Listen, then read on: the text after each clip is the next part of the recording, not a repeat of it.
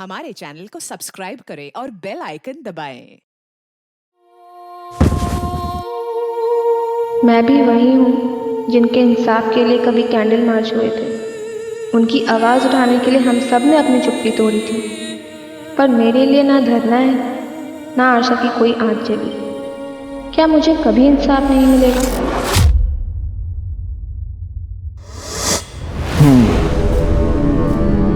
तो तुम्हारा हुआ किसने किया?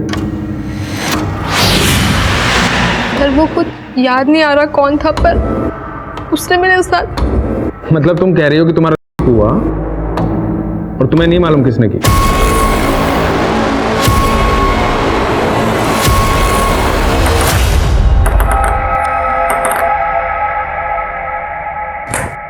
नमस्कार, आदाब। क्राइम पेट्रोल सतर्क के आज के एपिसोड में मैं अनूप सोनी आप सबका स्वागत करता हूं। यह घटना एक लड़की की जिंदगी की बहुत ही भयानक और विचित्र रात से जुड़ी थी। उस रात का एक एक पल यातनाओं से भरा था, लेकिन उस लड़की को अपने अपराधी का परिचय नहीं मालूम था। आखिर आराध्या कब, कैसे और क्यों इस जटिल परिस्थिति में पहुंची?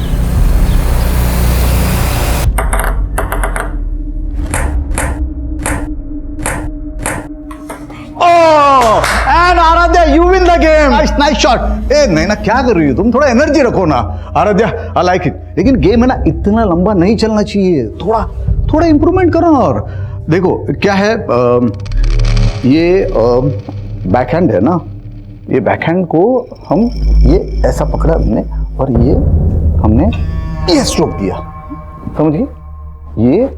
ये स्ट्रोक दिया। नहीं ना, देखो तुम्हारा क्या होता है, तुम एनर्जी नहीं रखती, तुम्हें फोर्स होना चाहिए। हाँ, ये जो स्ट्रोक है ना, ये इस तरह से, ये ऐसे।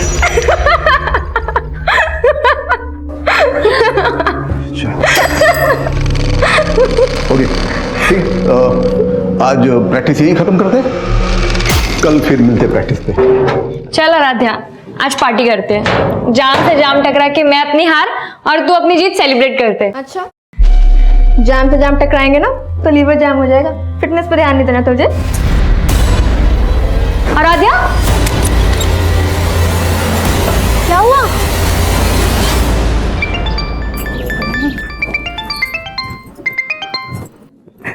हाँ जी बोलो। 5 बज रहे हैं और आराध्या अभी तक घर नहीं आई। अच्छा, तो आपके बेटे ने आराध्या की आपको सारी खबर दे दी? हाँ, तो भाई है तो फिक्र तो होगी ना उसको।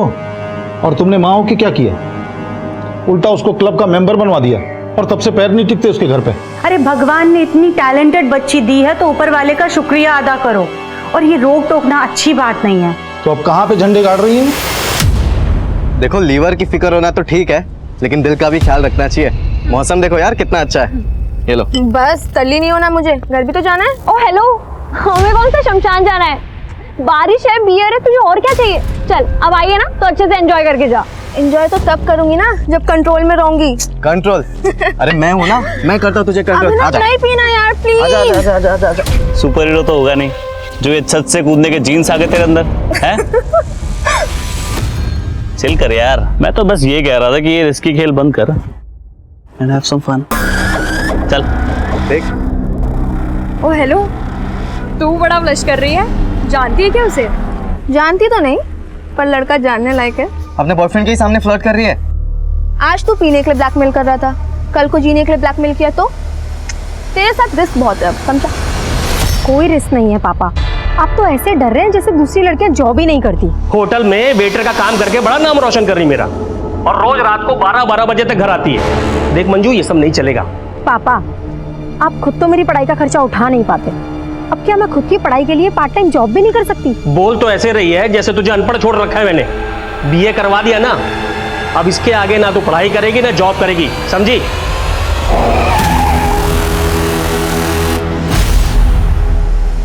ये लड़की मेरी नाक कटवाएगी एक दिन।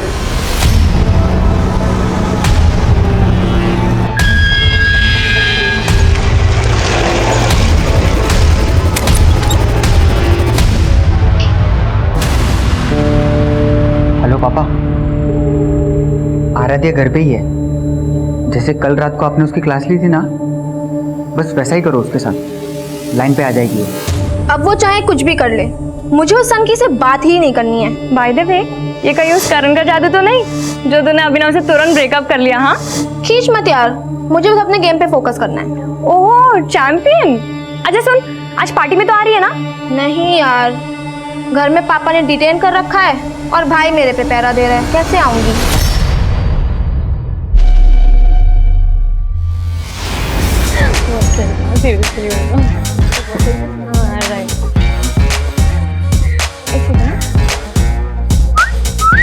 वाह क्या बात है। बाय द वे, तू आराध्या ही है ना? क्योंकि वो तो शायद पार्टी में नहीं आने वाली थी, मम्मी ने अलाउ कर दिया। मम्मी ने किस चीज के लिए अलाउ किया? जागरण के लिए या पार्टी के लिए? तेरे कपड़े तो देख। क्यों, क्या हुआ? आराध्या बहुत सुंदर लग रही हो। अब मैं क्या कह रहा था, मुझे तुमसे कुछ। आराध्या सॉरी। संध्या।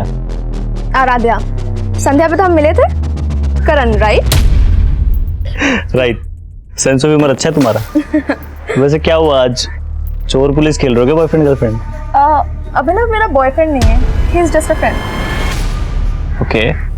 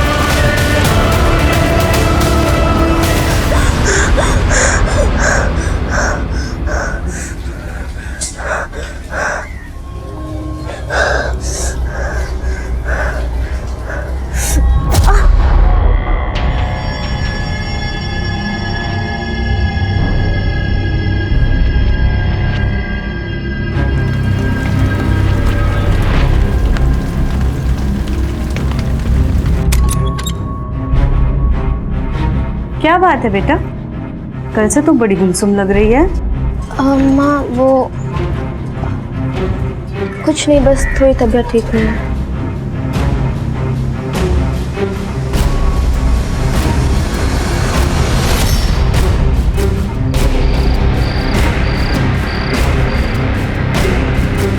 ज्यादातर विक्टिम्स अपनी तकलीफ अपनों से भी नहीं बता पाते, पर ऐसे मामलों में विक्टिम की मेडिकल रिपोर्ट एक इंपॉर्टेंट एविडेंस होती है और एफआईआर में की गई देरी इस एविडेंस को मिटा सकती है। आराध्या ने अपने परिवार को भी ये बात 3 दिनों बाद बताई, लेकिन तब तक बहुत देर हो चुकी थी। शराब, पार्टी और लड़के, इसके अलावा कुछ सोचता है तुझे? ये तो होना ही था तेरे साथ। बस कर अंश, इसका रो रो करके पहले ही बुरा हाल है और तू है कि इसको कोसे ही चला जा रहा है। तो तू क्या कर रही है स्वासनी? अभी भी अंश को रोक रही है तू। बड़ा बोल रही थी ना, बड़ी टैलेंटेड लड़की पैदा की है। अरे हमारी इज्जत खराब करने के लिए पैदा हुई है ये। अब कुछ बोलेगी? कौन था वो, क्या नाम था उसका? कुछ बोलेगी? पापा नाम क्या? इसको तो उसकी शक्ल तक याद नहीं है। क्या? हाँ, नशे में टूल थी। मुझे तो लगता है दारू के साथ ड्रग्स भी लेना चालू कर दिया इसने। ड्रग्स नहीं लिया था मैंने, बस थोड़ी सी बियर पी ली थी। ऐसे बोल रही जैसे बहुत महान काम किया इसने। हाँ मैंने गलती की पापा, पर उसका मतलब ये नहीं कि कोई भी मेरा रेप कर देगा। 3 दिन से इसीलिए चुप थी कि मुझे पता था आप मुझे गलत समझोगे, और जिसने गलत किया है उसे कोई भी नहीं कोस रहा है। अरे तो कोसने के लिए कोई होना चाहिए ना। अब वो जो भी है उसे पुलिस ढूंढेगी। हाँ हाँ, तू तो बड़ी मिनिस्टर की बेटी है, पुलिस तेरे इशारे पे काम करेगी। क्या बोलेगी पुलिस को तू? तुझे उसका नाम, उसकी शक्ल कुछ तो याद नहीं है, तो चुपचाप घर पे बैठ, कहीं जाने की जरूरत नहीं है।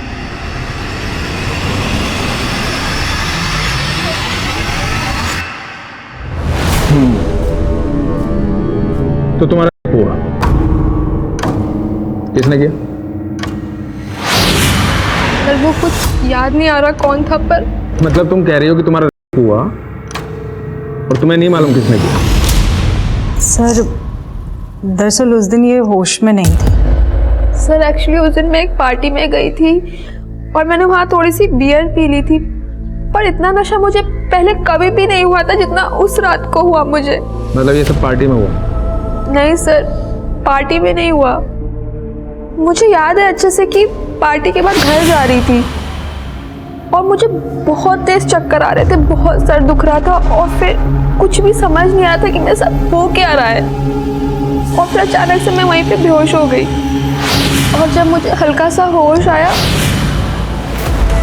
और फिर अचानक पता नहीं मैं कैसे उसी रोड पे पहुंच गई जहाँ पे मैं बेहोश हुई थी।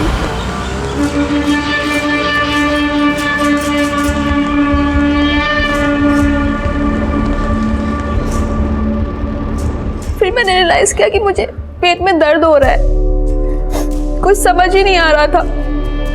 फिर मुझे एक टैक्सी दिखी और मैं टैक्सी लेके घर चली गई। कब हुआ है सब? 4 दिन पहले। मतलब तुम्हारा हुआ आराध्या और तुम्हें यहाँ आने में 4 दिन लग गए? सर मैं नहीं समझ पा रही थी कि मैं कैसे आपको ये सब बताऊंगी। मतलब तुम कंफ्यूज थी?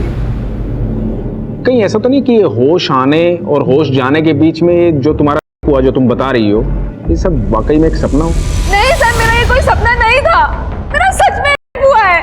अरे तो मान लेते हैं हुआ है, पर रिपोर्ट बताओ किसके खिलाफ लिखूं, बोलो।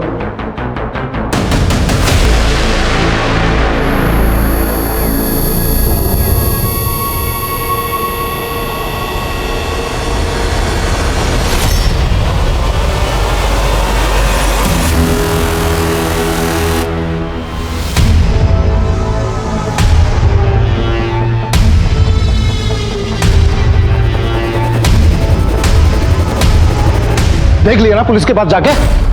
मैंने पहले ही बोला था वो लोग कंप्लेंट तक नहीं लिखेंगे तुम्हारी। उन्होंने कंप्लेंट नहीं लिखी पापा, इसका मतलब ये नहीं कि मेरे साथ क्राइम नहीं हुआ है। लेकिन ये भी तो हो सकता है कि तेरा भी ना हुआ हो।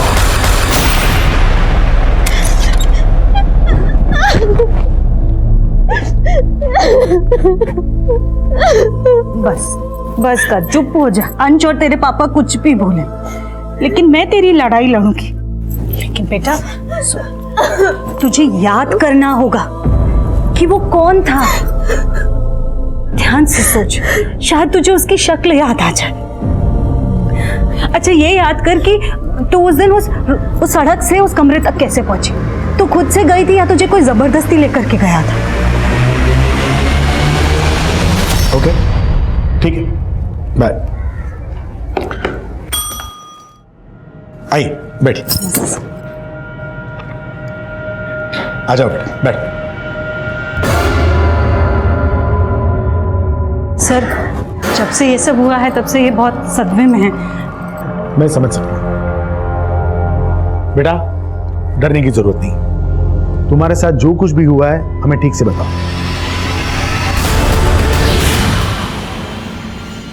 पानी, आराम से, डरने की जरूरत नहीं।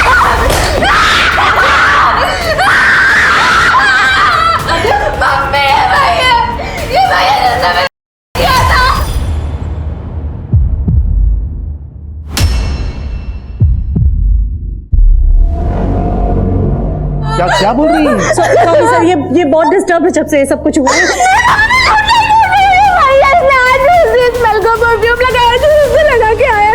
परफ्यूम? आपकी बेटी का दिमाग तो सही है ना? क्या बोल रही है ये? दिमाग तो तुमने खराब किया मेरा।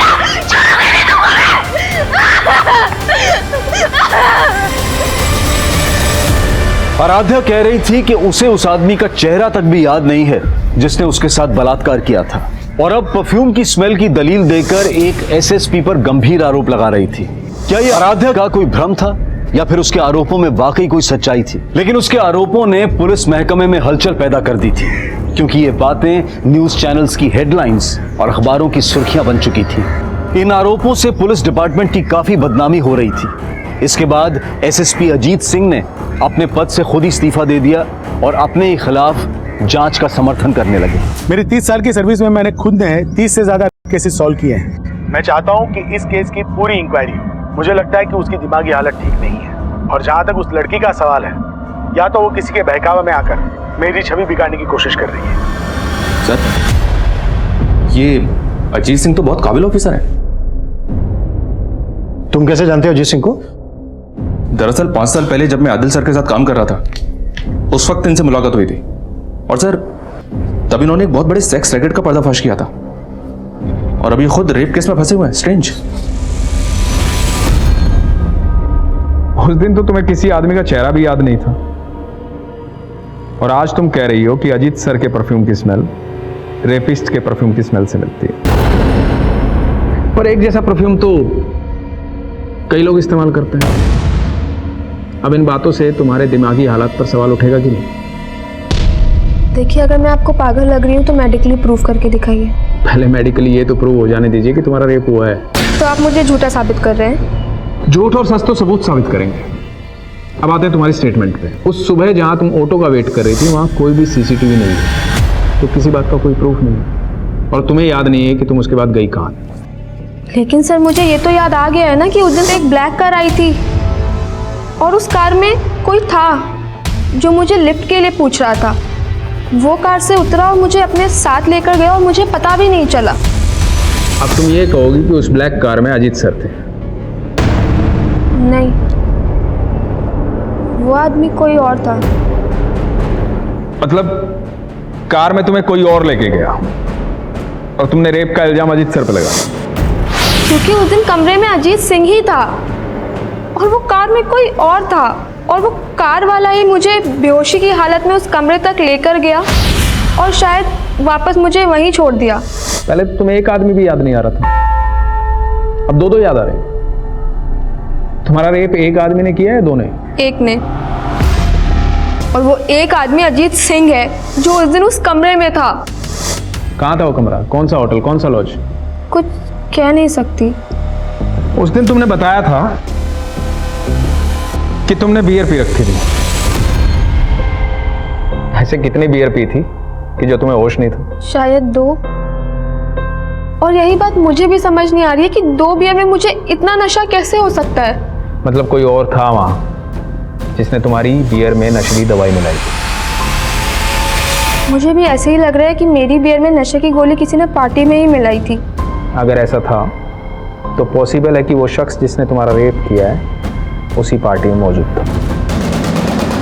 आराध्या अपने गुनहगारों के बारे में कितना जानती थी ये अब भी साफ नहीं था, लेकिन उस पार्टी वाली रात की आराध्या से जुड़ी एक एक एक्टिविटी का पता किया जा रहा था। जैसे वो उस पार्टी में किस ऑटो से गई थी, किस टैक्सी से वो अगली सुबह अपने घर पहुंची थी, और इनके बीच में वो काली कार किसकी थी जिसने उसे लिफ्ट दी थी, वो कमरा कहाँ था जहां उसके साथ बलात्कार किया गया था। हाँ सर, उस रात मैं पार्टी में मौजूद था, लेकिन जब मैं वहाँ से निकला तब आराध्या वहीं पे थी। वो नैना और अपने फ्रेंड्स के साथ ड्रिंक्स कर रही थी। उसके बाद क्या हुआ कुछ नहीं पता मुझे। सर, आराध्या तो पार्टी में भी नहीं आने वाली थी। क्यों? सर, एक्चुअली आराध्या के पापा बहुत स्ट्रिक्ट है, वो उसे कहीं नहीं जाने देते, लेकिन उसकी मम्मी बहुत सपोर्टिव है, तो उसकी मम्मी ने उसे बाद में अलाउ कर दिया था। ये आराध्या पार्टी में से तुमसे पहले चली गई थी या बाद में? सर, वो पहले ही चली गई थी, लेकिन हाँ सर, मैंने बाद में अभिनव को उसके पीछे जाते हुए देखा था। ये अभिनव कौन है? सर, अभिनव आराध्या का बॉयफ्रेंड है।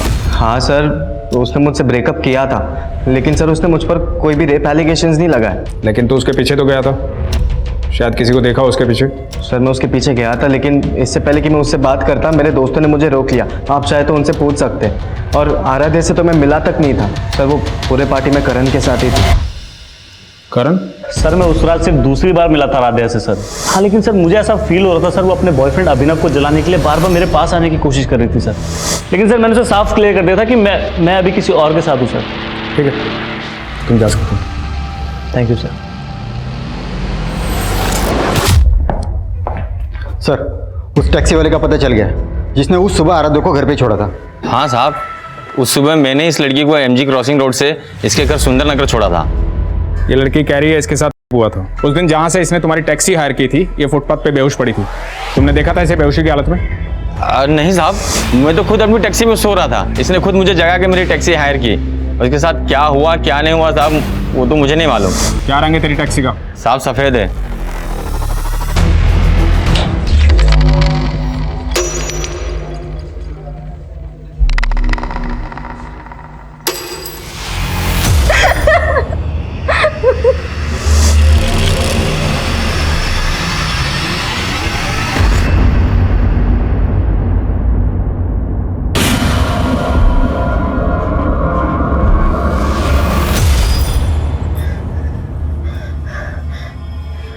याद आया मम्मी, उस घर का मेन गेट का कलर ब्लू था, जहाँ पे मुझे वो ब्लैक कार लेके गई थी।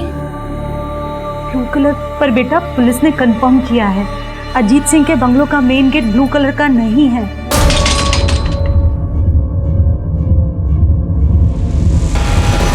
लेकिन मैंने रेप उसी ने किया है मम्मी, और जिस घर का गेट ब्लू था अजीत सिंह मौजूद था वहाँ पे।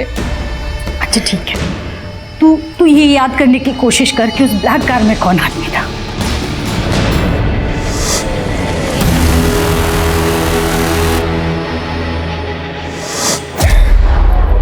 याद आया कौन था ब्लैक कार में? आराध्या, अब तुम कभी प्रूव नहीं कर पाओगी कि अजीत जी ने तुम्हारा किया। मतलब अब आप वो कर रहे हैं जो वो आपसे करवा रहे हैं। अब तुम मुझे समझाओगी मुझे क्या करना चाहिए और क्या नहीं करना चाहिए? सर नाराज मत होइए, बच्ची है, नादानी में बोल गई। नादान बहुत पहुंची हुई चीज है ये। टेबल टेनिस कंपटीशन में नॉमिनेशन के लिए आराध्या की सिफारिश लेकर तुम गई थी अजीत जी के पास, क्योंकि वो तुम्हारे फ्रेंड की जान पहचान के हैं। सुहासिनी जी, मैं ऐसी कोई सिफारिश नहीं करूंगा। आपकी बेटी को क्लब में फ्री ट्रेनिंग दिलाने के लिए मैंने सिफारिश कर दी थी, लेकिन वो कंपटीशन में सिलेक्ट होगी या नहीं ये सिर्फ उसका गेम डिसाइड कर सकता है, मैं नहीं। बात नहीं बनी तो बदनाम करने की कोशिश की। तो क्या कह रहे हैं आप सर? उस रात आप अपनी बेटी को पार्टी में नहीं भेजना चाहते थे ना? जी सर, लेकिन तुम्हारी बीवी ने भेजा जबरदस्ती, क्योंकि नहीं भेजती तो ये खेल कैसे रचती? खेल तो मेरी बेटी की जिंदगी के साथ हुआ है सर। आपको पता है उस दिन वो काली कार में कौन आया था, कौन इसको लेकर के गया था?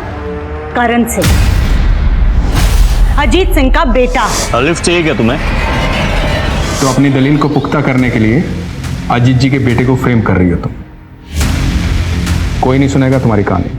मतलब मेरा आपको अब कहानी लग रही है? बहुत कहानी है तुम्हारे पास। मेडिकली प्रूव हो चुका है कि तुम्हारे साथ कोई जबरदस्ती नहीं हुई, और सेक्सुअली एक्टिव तो तुम पहले से थी ना। क्या कह रहे हैं सर आप? कुछ भी बोले जा रहे हैं? पूछो अपनी बेटी से, अपने एक्स बॉयफ्रेंड अभिनव के साथ इसके फिजिकल रिलेशन थे या नहीं? सच क्यों नहीं बोल रही? हाँ, बन गए थे अभिनव के साथ मेरे रिलेशन, लेकिन 19 मार्च की सुबह मेरा हुआ था और अजीत सिंह ने ही मेरा। वो उस दिन इंदौर में थे ही नहीं। मैं वहां नहीं था जहां उस लड़की का हुआ, बल्कि मैं यहाँ से 300 किलोमीटर दूर भोपाल के नुसरतगंज में था। एक शादी अटेंड कर रहा था, मेरी भतीजी की शादी की फोटोग्राफ है, इसमें मैं ठीक से नजर आ रहा हूँ, देखो।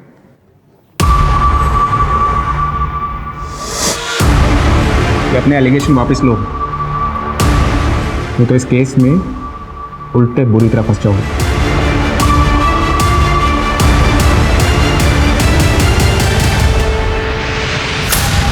कहाँ गायब था कल से?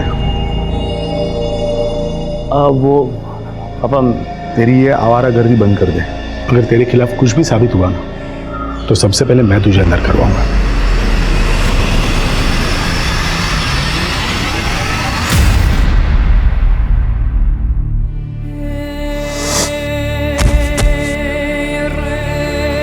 तुम लोग ओवर रिएक्ट कर रहे हो। ये भी तो हो सकता है कि कोई आराध्या, आराध्या,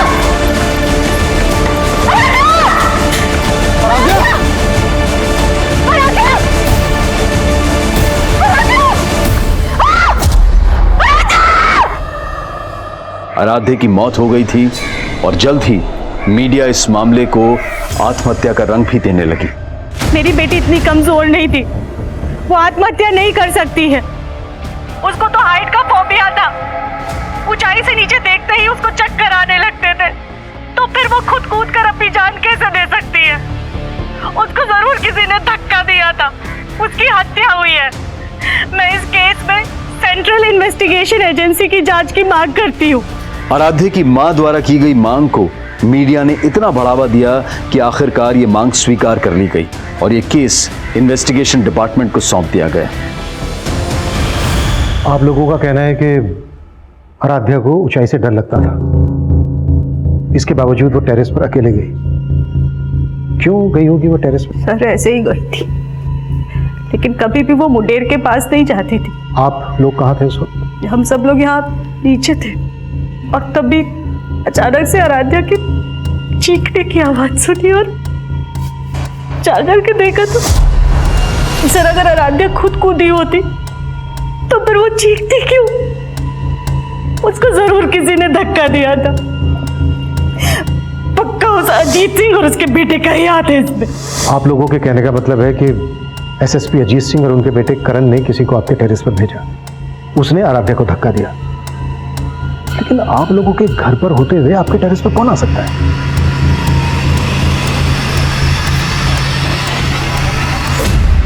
सर, लड़की की लाश वहां मिली थी।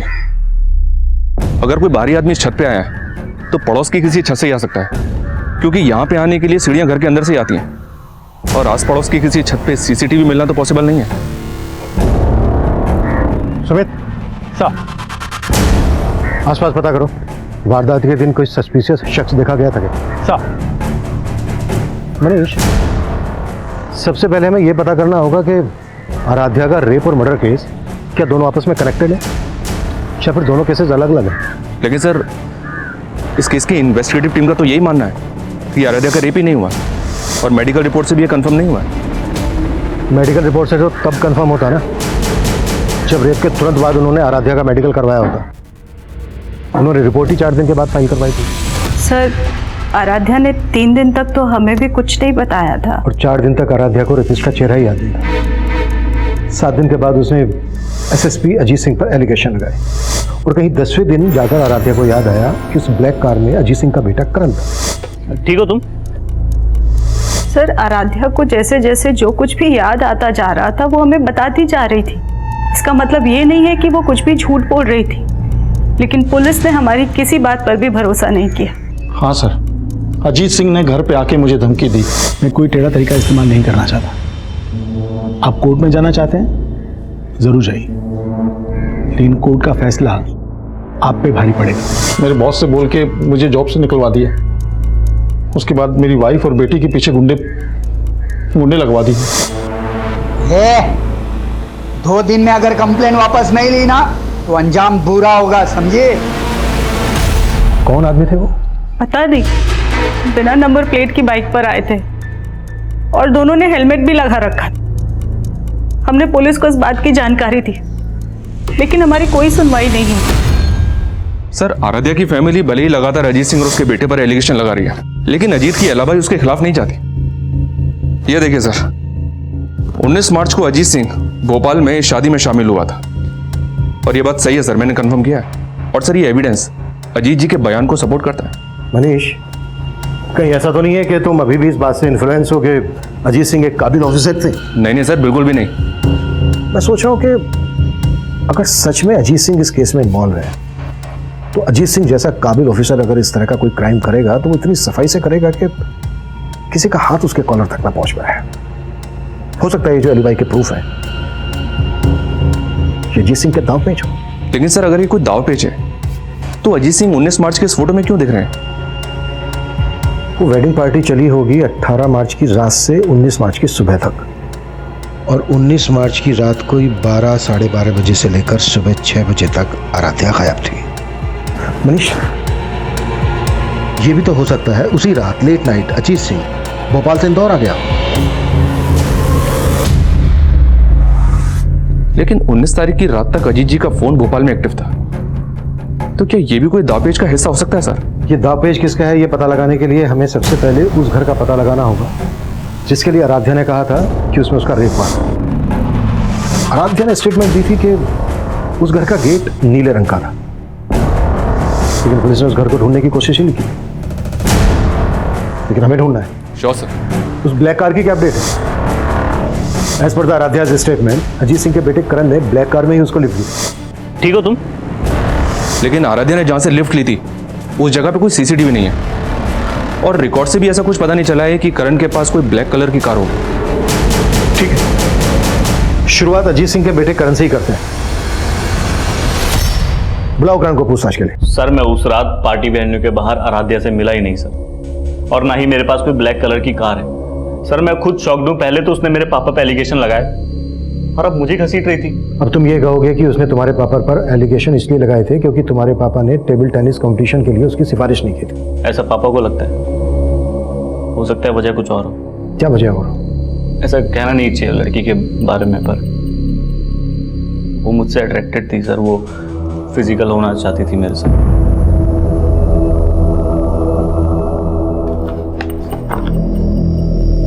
लेकिन तुमने अपने एक बयान में कहा था कि तुम आराध्या से सिर्फ 2 ही बार मिले थे। हाँ सर, 2 ही बार मिला था और सर दूसरे बार ही मुझे ऐसा सिग्नल देने लगे सर। तुम अपनी गर्लफ्रेंड के साथ लॉयल हो या फिर मैं पसंद नहीं तुम्हें? एक मिनट सॉरी आई कांट। मैंने उसे साफ मना कर दिया। हो सकता है उसकी ईगो हर्ट हुई हो सर। आप खुद सोचो सर, अगर मुझे कुछ करना होता तो मैं तब नहीं करता। ऊपर से उसने ऐसा कहा कि मैं उसे अपने पापा के पास ले गया।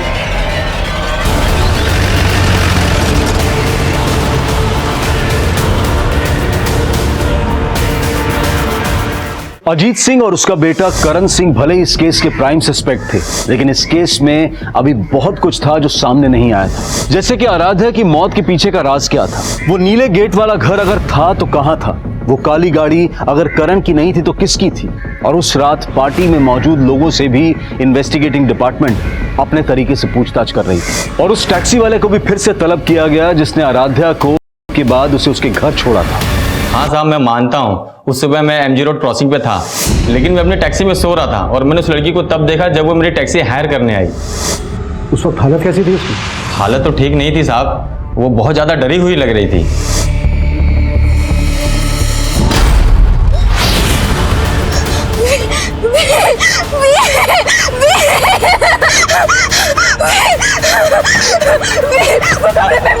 अरे क्या हुआ मैडम?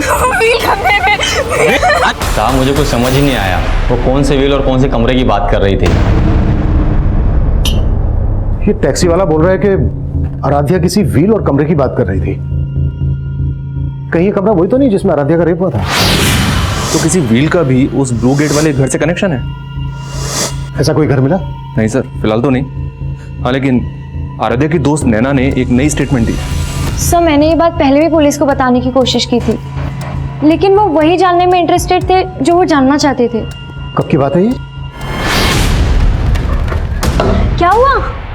मुझे लगा वो सुपर शादा भी यहीं खड़ा था और हमें मोबाइल में रिकॉर्ड कर रहा था। सर तब तो हमने ये बात को इग्नोर कर लिया था, लेकिन आराध्या के ऊपर मर्डर के बाद ऐसा लगा कि शायद इसका कुछ कनेक्शन हो। नाम क्या उस सुपर का? सर शंकर, वो यही काम करता है।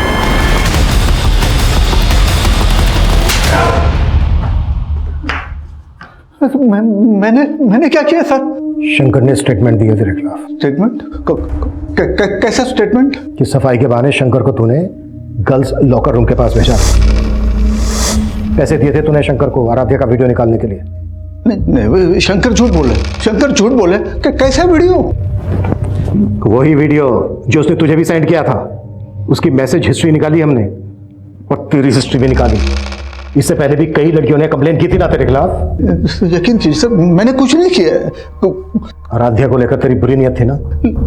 मैंने शंकर को पैसे दिए थे वीडियो रिकॉर्ड करने के लिए, लेकिन आराध्या के साथ मैंने कोई गलत काम नहीं किया सर।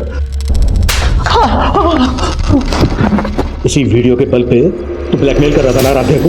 तू नहीं रेप किया ना आराध्या का? तेरे ही कहने पर आराध्या एसएसपी अजीत सिंह और उसके बेटे करण पर एलिगेशन लगा रही थी ना? नहीं सर, मैंने ऐसा कुछ नहीं किया सर, मैंने नहीं किया। ऐसा नहीं किया सर, ये सुधाकर तो वहीं का वहीं अटका हुआ है। करण और अजीत से भी इसके ऐसे किसी इशू का पता नहीं चला है जिससे लगे कि सुधाकर की ब्लैकमेलिंग की वजह से आराध्या करण और अजीत पे एलिगेशंस लगा रही थी। मनीष, ये सिर्फ मेरी थ्योरी है। इसका मतलब ये नहीं है कि अजीत सिंह और उनके बेटे करण को मैं शक के दायरे से बाहर कर रहा हूं। सर, एक थ्योरी मेरी भी है। अगर हम लोग ये मान लें कि आराध्या की संदिग्ध मौत और उसका केस दोनों अलग अलग हैं, तो हम आराध्या की फैमिली को क्लीन चिट नहीं दे सकते। आराध्या का भाई और फादर तो चाहते ही नहीं था कि आराध्या केस फाइल करे। वो तो आराध्या ने फोर्स किया तो अंत में जाकर केस फाइल हुआ। और शायद इसीलिए आराध्या को छत से गिराकर मार दिया गया। सिर्फ इस थ्योरी के बेसिस पे हम इनको इंट्रोगेट नहीं कर सकते। देखो कुछ मिलता है क्या इनके खिलाफ?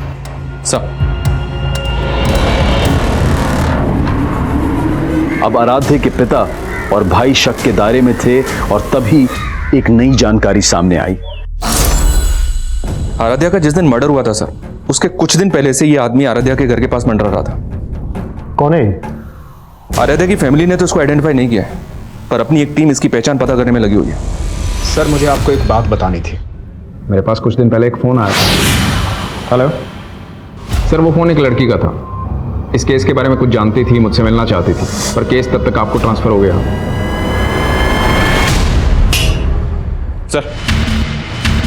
सर पीआई राजेश मौर्य ने जिस लड़के का नंबर दिया था वो नंबर किसी मंजू नाम की लड़की का था, लेकिन कुछ दिन पहले मंजू की एक रोड एक्सीडेंट में मौत हो गई। जी हाँ सर, और चौंकाने वाली बात यह है कि राजेश का ऐसा मानना था कि वो लड़की उन लोगों को जानती थी जिनके प्रेशर में आराध्या ने अजीत पर रेप केस लगाए थे। अगर इंस्पेक्टर राजेश को ये बात पहले से पता थी तो उसने ये बात हमें बताने में इतना टाइम क्यों लगा दिया? Manju hit and run case Narendra Nagar थाने में आया था, और जिस टेम्पो से मंजू का एक्सीडेंट हुआ था उस टेम्पो का भी अभी तक पता नहीं लगा पाए ये लोग। और सर वो लोग ऐसा मान रहे हैं कि मंजू जानबूझ के टेम्पो के आगे आई, क्योंकि मंजू के फादर ने स्टेटमेंट दिया था कि मंजू ने पहले भी सुसाइड करने की कोशिश की थी। मंजू के फादर से मिलना पड़ेगा।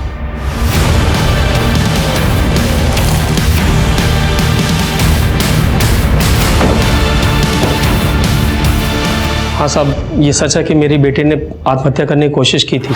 लेकिन आपकी बेटी मंजू ने पहले आत्महत्या करने की कोशिश की ही क्यों थी? वो आदमी पापा, साहब मेरी बेटी ने बताया कि वो लोग उसे ब्लैकमेल करके उसके साथ जबरदस्ती करते थे साहब। मुझे अपनी बेटी पे शक था पहले कि शायद उसका चक्कर उस गाड़ी वाले के साथ चल रहा है। कौन गाड़ी वाला? क्या वो गाड़ी ब्लैक कलर की थी? जी साहब।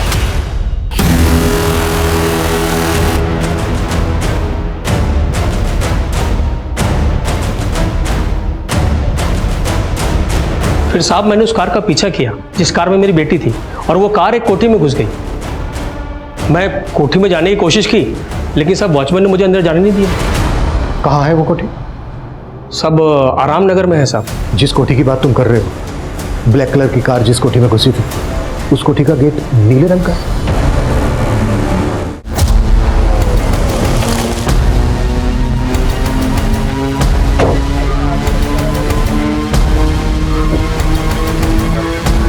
कलर चेंज कर दिया। कौन हो भाई? अरे गाड़ी में डालो इसको। अरे साहब मैंने क्या किया साहब?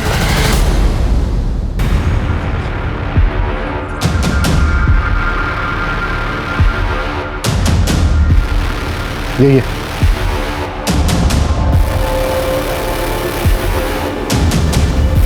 साहब मुझे कुछ समझ ही नहीं आया, वो कौन से व्हील और कौन से कमरे की बात कर रही थी।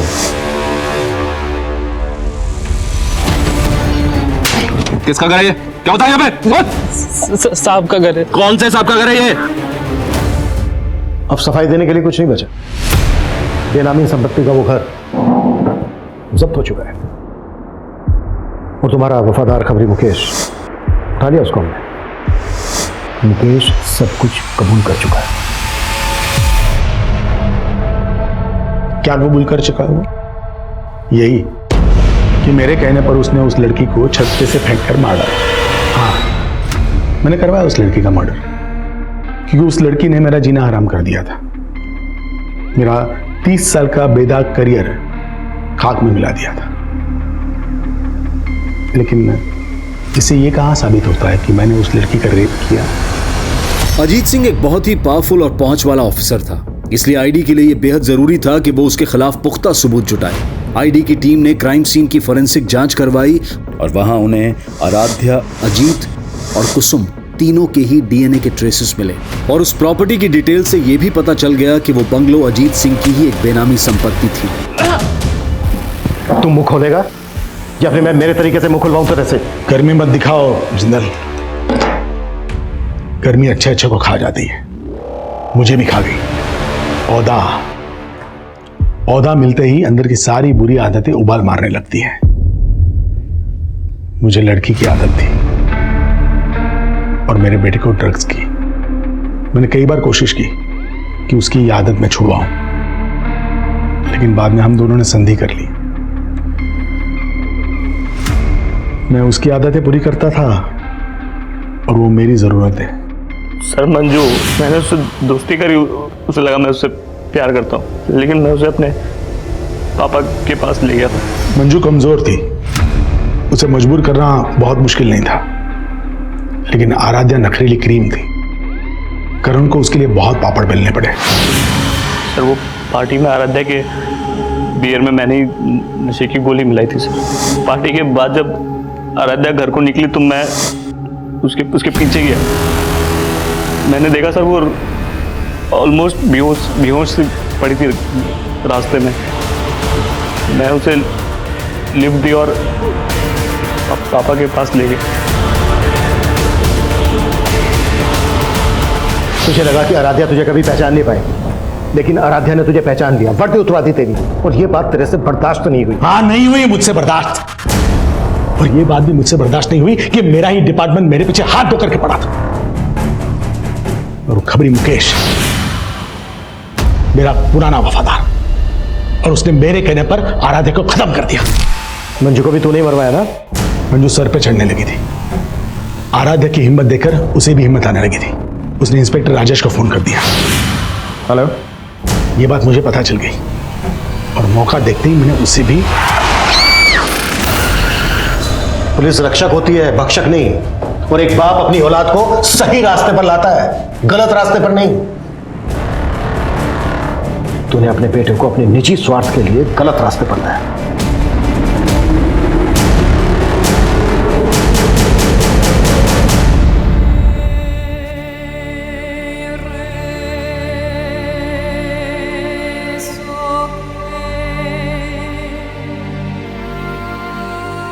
आराध्या भले ही आज हमारे बीच नहीं है, पर आखिरकार उसे इंसाफ मिल गया। कहते हैं कि पावर अक्सर इंसान को करप्ट बना देती है, और जब अजीत सिंह जैसे पावरफुल पुलिस अधिकारी इस तरह के अपराधों में लिप्त पाए जाते हैं तो समाज में अराजकता का माहौल पैदा हो जाता है। एक आम नागरिक का भरोसा डगमगा जाता है। जो सिस्टम उसके अधिकारों को ताकत देने के लिए बना हो, अगर वही सिस्टम उसे कमजोरी का एहसास दिलवाए तो समाज का स्वरूप डरावना हो जाएगा। लेकिन सामाजिक और पारिवारिक स्तर पर हमें भी अपनी सोच में, अपने ख्यालों में वो आजादी लानी होगी जो महिलाओं को एक दबाव मुक्त, एक अपराध मुक्त माहौल दे सके। लेकिन हमें उस सोच से भी बचना होगा जहां बेफिक्री की आदत हमें तमाम फिक्रों में जकड़ लेती है, जैसा कि आराध्या के साथ हुआ। जिंदगी शौक से जीना अच्छी बात है, लेकिन शौक पूरे करते वक्त इतने भी बेखौफ ना हो जाएं कि हमें अपने आसपास खतरे की दस्तक भी ना सुनाई दे। अब मैं अनूप सोनी आपसे विदा लेता हूं। फिर मुलाकात होगी क्राइम पेट्रोल सतर्क में एक और नए केस के साथ। तब तक अपना और अपने परिवार का ख्याल रखें, सतर्क रहें, सुरक्षित रहें और देखते रहें क्राइम पेट्रोल सतर्क। जय Hind. For more updates, subscribe to our channel, click the show links and enjoy watching the videos.